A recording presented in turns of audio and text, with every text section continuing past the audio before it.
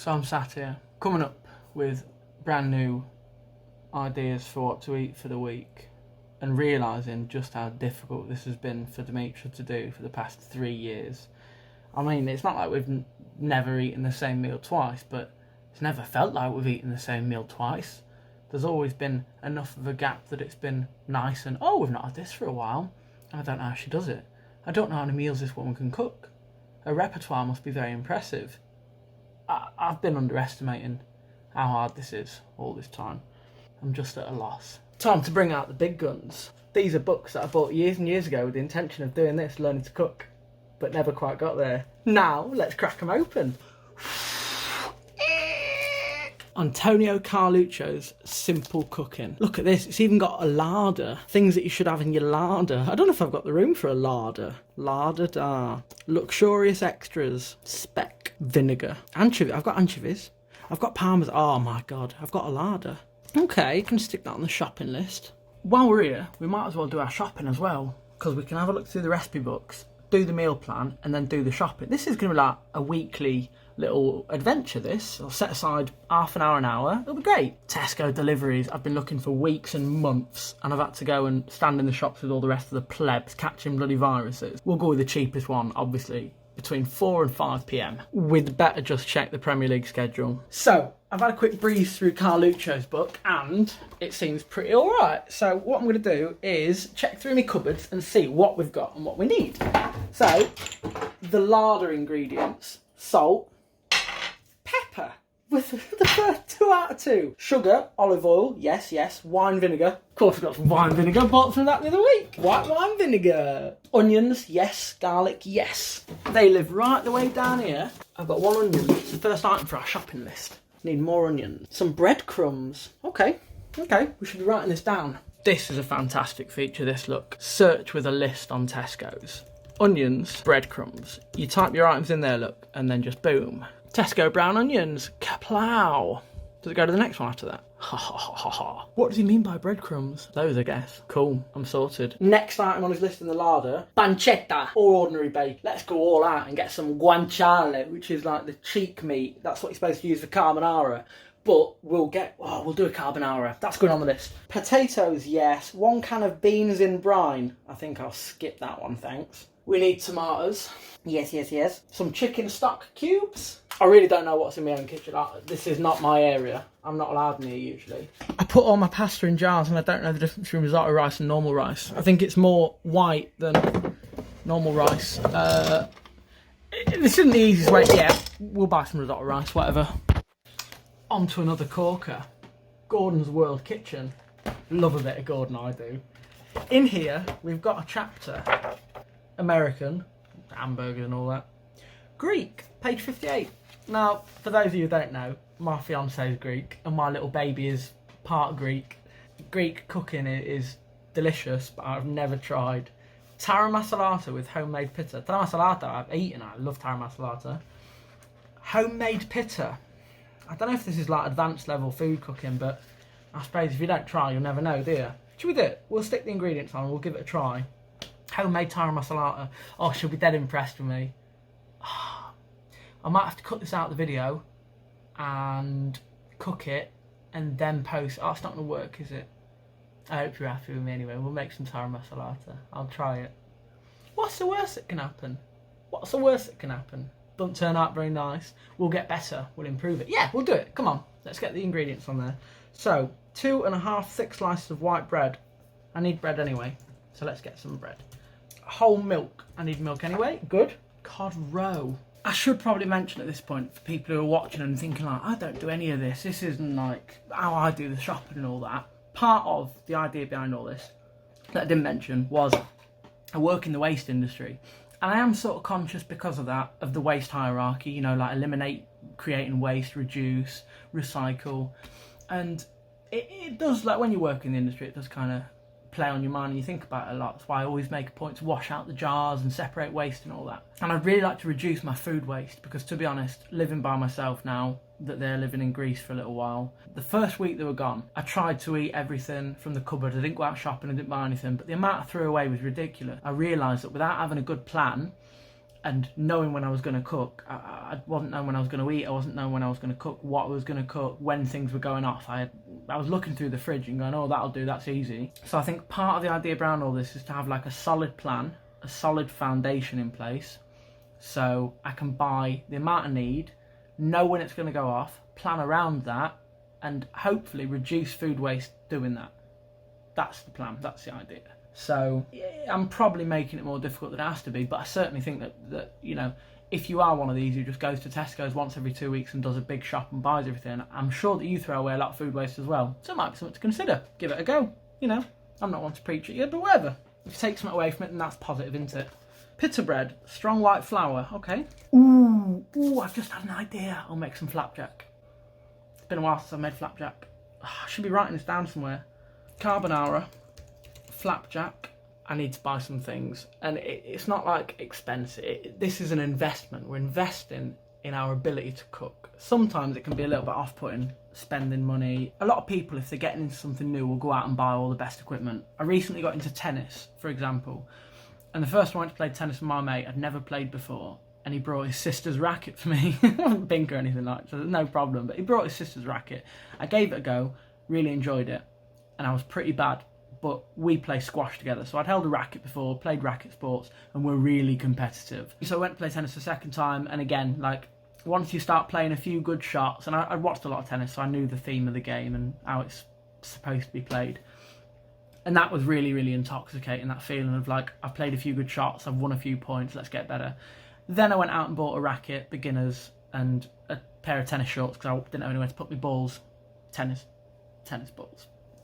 So it can sometimes be a little bit daunting to go out and invest in something if you're not really too sure that you're going to enjoy it and carry on with it. Like this, I'm really not sure I'm going to carry on cooking. I'm getting there. I mean, after a week of doing it, I'm starting to get a little bit enjoyed about cooking, thinking about what I can make and what might push my limits and all that. People have given a lot of feedback, some of it negative, which is nice. It spurs you on to sort of like, okay, let's try and improve and get better.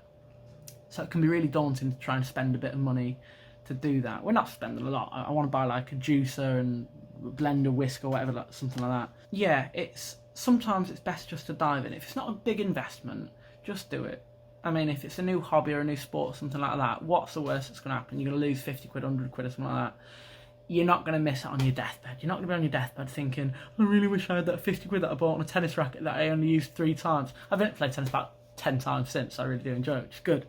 But, you know, if I picked up that tennis racket twice, never played with it again, what have I lost? 50 quid. I wear the tennis shorts around the town, like, I still get some use out of them.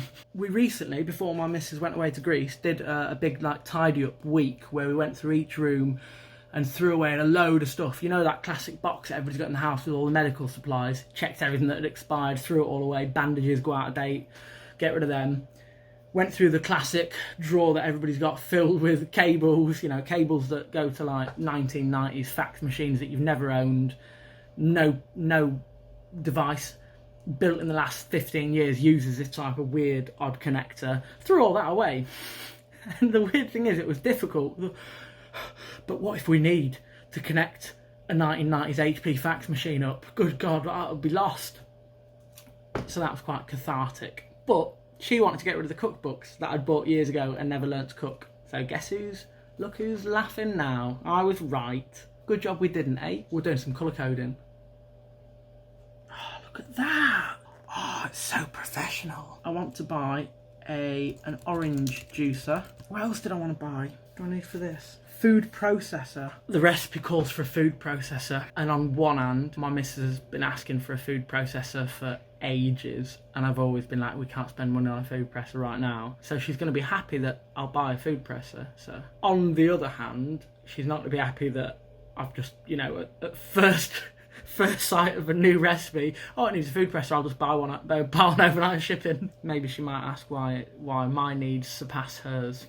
I'm really sorry, Dimitri, that I'm buying a food processor. I'm really glad for you as well that you're getting a food processor. Food processor saw. Kenwood, Breville, Ooh, some good ones here. I need it tomorrow. What's tomorrow? I need it tomorrow. Prime only. Tick. Don't buy anything these days that isn't prime. If it ain't prime, ain't buying it. So there's a Kenwood one on for 60 quid. And Kenwood's not bad. But this is something that I've taken from my missus as well. I used to buy the cheapest thing. If I wanted a food processor, I'd buy the cheapest one. Like I used to buy the cheapest pair of shoes. And then I met her and she's turned me. And now I buy Levi's jeans, I buy Timberland boots, and you don't buy them very often.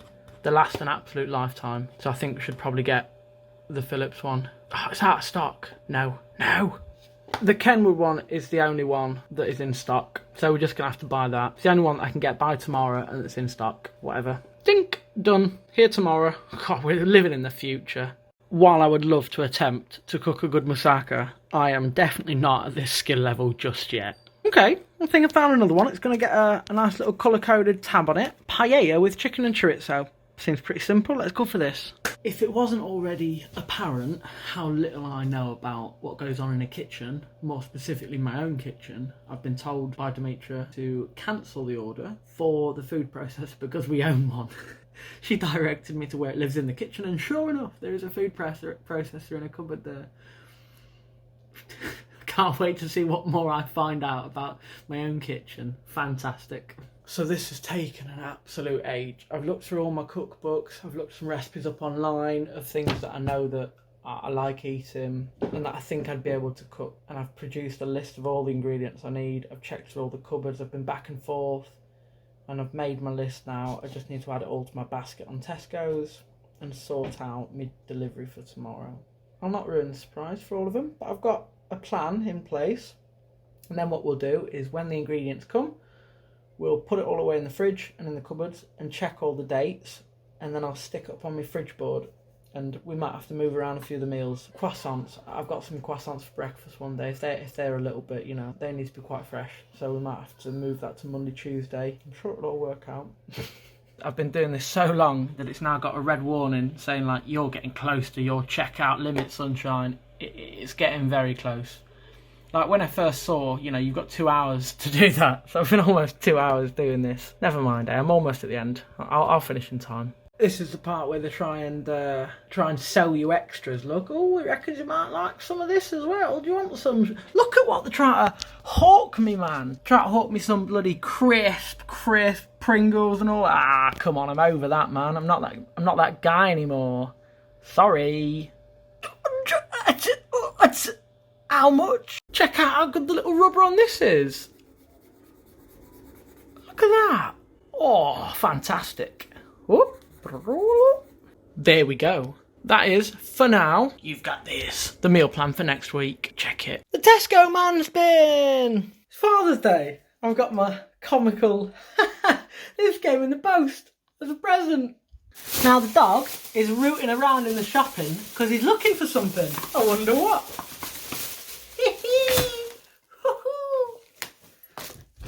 What's that?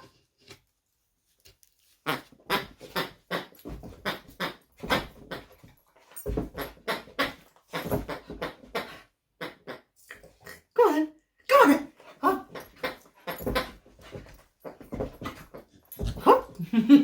Quack, quack, quack, quack, quack. Quack, quack, quack, quack. So first thing to do when the Tesco man arrives is throw anything away in the fridge that you've not used or that's gone out of date. Everything's fine in there. Yeast was completely sold out and they didn't bring the rice wine vinegar. So I need to get some of those from somewhere, but that's fine. They didn't have any plain flour 1 kilogram, so they've had to give me plain flour 1.5. Price match, baby! I never thought I'd be the sort of man to have 2 different types of rice. Neither one of them basmati. Oh, look at that. Liking the designs, like a collector's item that. But we're going to need to cook them.